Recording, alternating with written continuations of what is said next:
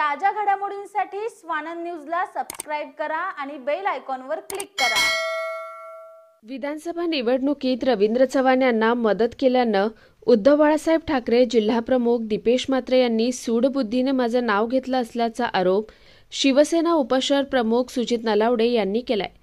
डोंबिवलीतील 65 इमारतींचं रेरा प्रकरण गाजत असून यामुळे आता शिवसेना शिंदे गट व ठाकरे गट आमनेसामने आलेत।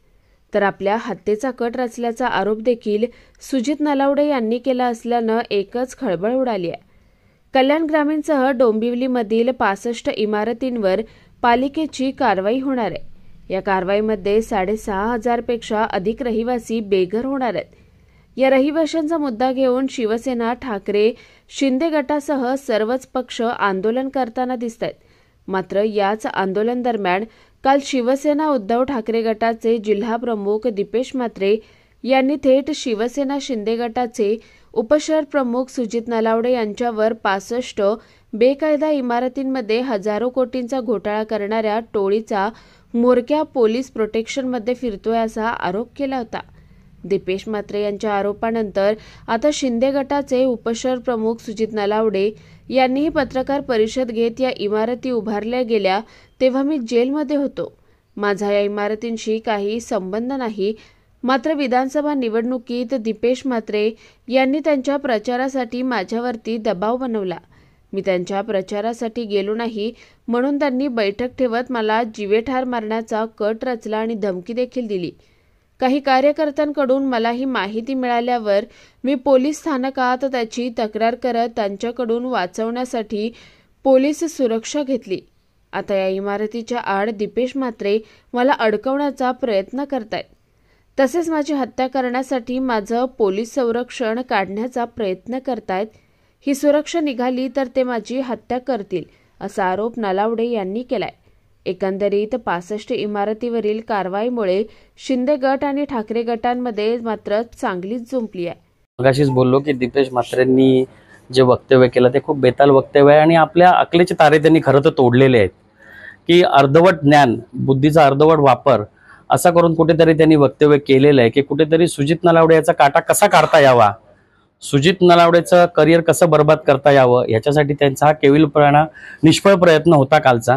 मला त्यांची कीव वाटते आणि लाज पण वाटते की काही बोलायचं म्हणून त्यांनी हा काल प्रयत्न केला। मी मुळातच तुम्हाला सांगितलं की हे जे रेरा प्रकरणातील जे 65 बिल्डिंगचं प्रकरण आहे ह्याच्यामध्ये जी रेराची सर्टिफिकेट दिलेली आहेत ही मुळात रेराची सर्टिफिकेट ओरिजिनल आहेत, पण त्यांना जे सबमिट झालेले डॉक्युमेंट आहेत हे नक्कीच फॉर्ज आहेत। पण या फॉर्ज झालेल्या ज्या परवानग्या आहेत, ज्या KDMCच्या ज्या स्टॅम्प आणि बनावट स्टॅम्पच्या आधारे वापरून ज्या परमिशन ज्या सबमिट केलेल्या आहेत त्याच्या सर्व तुम्ही पडताळणी केली असता मी तुम्हाला एक सेट देतो। 70% परमिशन या 2018 ते 2020 मधल्या आहेत आणि ह्या 3 वर्षाच्या कालावधीमध्ये आम्ही एका खोट्या गुन्ह्यामध्ये ऑलरेडी जेलमध्ये होतो। त्याच्यामुळे ह्या आम्ही जर जेलमध्ये असेल तर ह्या परवानग्या आम्ही जेलमधून बनवल्या का? आणि ह्या 65 बिल्डिंगचा जो तपास आहे हा ACP लेवलच्या एका उच्च अधिकाऱ्याने खूप चांगल्या प्रकारे केलेला आहे आणि त्याच्यामुळे मग पोलिसांच्या साशंकेवरती म्हणजे पोलिसांच्या कार्यक्षमतेवरती कुठेतरी प्रश्नचिन्ह दीपेश म्हात्रे यांच्यातर्फे होतो असं मला वाटतं। सुपारीचा आरोप केलाय तुम्ही म्हात्रेंवर? 100% केलेला आहे। मी तुम्हाला परत एकदा सांगतो की सुपारीचा आरोप मी ह्याच्यासाठी केला की जे 2024चं इलेक्शन झालं त्या इलेक्शनमध्ये जेव्हा रवींद्र चव्हाण साहेब या इलेक्शनला उभे असताना मी नेहमीच रवींद्र चव्हाण साहेबांबरोबर प्रचारात असायचो। 2024 मध्ये या इलेक्शनच्या वेळी त्यांनी मला बराच वेळ भेटण्याचा प्रयत्न केला, त्यांच्या माणसांमार्फत मला भेटण्याचा प्रयत्न केला, पण मी त्यांना कुठे भेटलो नाही। त्यानंतर त्यांचे भाऊ स्वतः मला येऊन भेटून गेले, मला बोलले आम्हाला तुम्ही मदत करा, पण मी म्हटलं पक्षादेश असल्यावरती आम्हाला पक्षादेश तोडता येणार नाही, आम्हाला रवींद्र चव्हाण साहेबांचंच काम करावं लागेल। मग हे सगळं झाल्यानंतर जेव्हा रवींद्र चव्हाणांची एक बैठक आम्ही जुन्या डोंबिवलीमध्ये केली आणि रवींद्र चव्हाणांच्या त्या एका वक्तव्याला मी जेव्हा जोरदारपणे घोषणा दिली त्याचा राग जेव्हा त्यांनी मनात ठेवला तेव्हा त्यांनी त्यांच्या बंगल्यावरती त्यांच्या माणसांसमोर जे त्याच्यातले काही माझे हितचिंतक आणि एका राजकीय नेत्याने म्हणजे एक राजकीय वदनदार नेत्याने मला फोन केला आणि सांगितलं की सुजित नलावडे की तुझ्यावरती हल्ला होण्याचा त्यांच्या हस्तकांमार्फत यशस्वी प्रयत्न त्यांच्यातर्फे चालू आहे, तर तू कुठल्याही परिस्थितीमधून त्या रोडने जाताना तू स्वतःची काळजी घे. मी म्हटलं दादा मला काय असं वाटत नाही. त्याच्यानंतर मला वेगवेगळ्या लोकांनी असा एक 7-8 माझे मित्रपरिवार असतील त्यांनी फोन केला आणि त्यांनी सांगितलं की तू ही गोष्ट एकदम हलक्यात घेऊ नका, तुम्ही पोलीस प्रोटेक्शन घ्या. त्याच्यानंतर मी परिमंडळ 3चे उपायुक्त साहेबांना पत्र दिलं. पत्र दिल्यानंतर पोलिसांनी मग तोचा गोपनीय अहवाल केला. त्याचे जे गोपनीय अहवाल होते आणि त्या आढाव्यानंतर मला पोलिसांनी एक सशुल्क असं तत्वावरती एक पोलीस बॉडीगार्ड दिलेला आहे. 2022 मध्ये माझ्यावरती कुठलाच गुन्हा दाखल नाही आहे. तुम्ही त्याची प्रत काढून मला दाखवू शकता. 2021ला मी बाहेर आलोय, 2020ला मी बाहेर आलोय.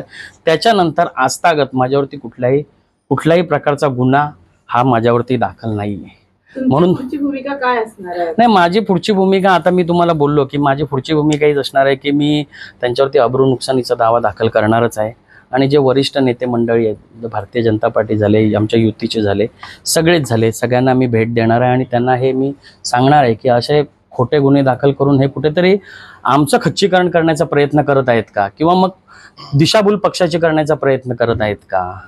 आज आपल्याकडे मला एकच सांगायचं आहे की 65 बिल्डर जे आहेत आणि त्यातले जे रहिवासी आहेत त्यांचा प्रश्न ऐरणीवर आहे.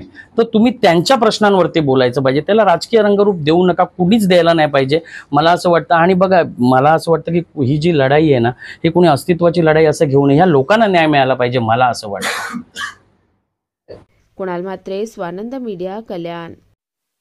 ताज्या घडामोडींसाठी स्वानंद न्यूजला सबस्क्राईब करा आणि बेल आयकॉनवर क्लिक करा.